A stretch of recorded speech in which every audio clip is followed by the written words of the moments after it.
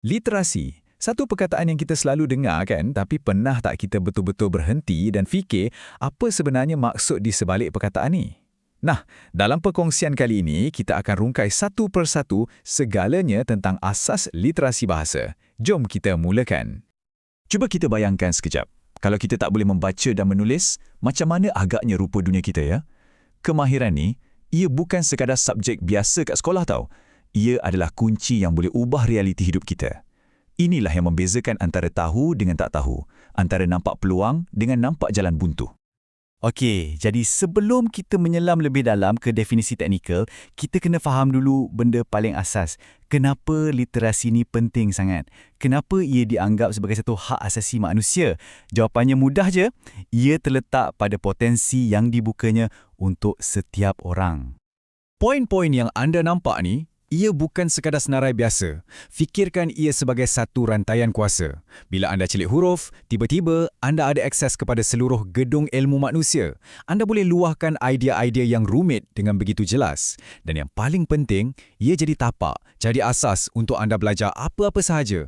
Tak kisahlah nak belajar pasal coding ke, pasal angkasa lepas ke. Tanpa literasi, kita rasa terpinggir. Tapi dengannya, kita boleh bersuara dalam masyarakat dan berupaya mengubah nasib ekonomi kita sendiri. Ia betul satu kemerkasaan. Okey, kita dah nampak kan betapa besarnya impak literasi ni pada hidup kita. Jadi sekarang, tiba masanya untuk kita periksa dengan lebih dekat lagi. Apa sebenarnya yang kita maksudkan bila kita sebut perkataan literasi ni? Sebenarnya kan, konsep literasi ni berdiri atas dua tiang utama yang sama-sama penting. Ia bukan setakat kenal huruf A, B, C atau pandai eja nama sendiri. Oh tak, ia jauh lebih mendalam daripada tu. Inilah dia definisinya.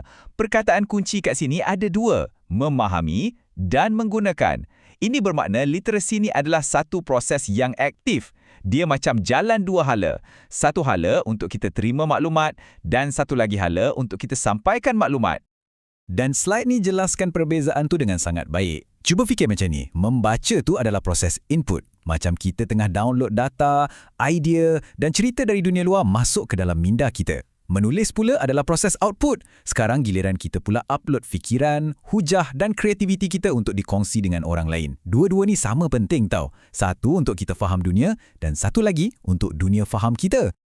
Baik, kita dah tahu kenapa literasi ni penting. Kita pun dah tahu apa definisinya. Sekarang kita masuk bahagian yang paling praktikal.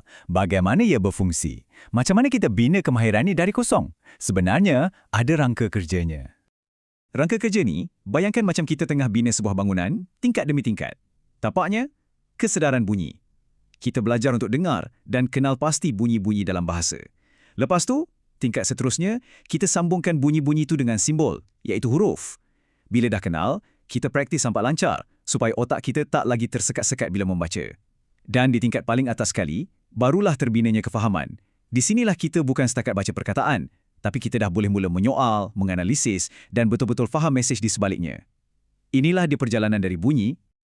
Jadi, apa kesimpulannya? Senang cerita, literasi ini bukan subjek untuk kita lulus periksa dan kemudian lupakan. Ia adalah macam sistem operasi untuk otak kita yang membolehkan kita terus belajar sepanjang hayat. Ia adalah alat yang bagi kita kuasa untuk berhubung dengan idea-idea hebat orang lain dan pada masa yang sama menyumbang idea kita sendiri kepada dunia. Dan untuk menutup perkongsian kita pada hari ini, saya nak tinggalkan anda dengan satu soalan untuk kita fikirkan bersama. Dalam dunia hari ini yang penuh dengan media sosial, video pendek dan AI, adakah definisi literasi yang kita bincangkan tadi akan berubah? Agak-agaknya, macam manalah rupa literasi di masa hadapan? Fikir-fikirkan.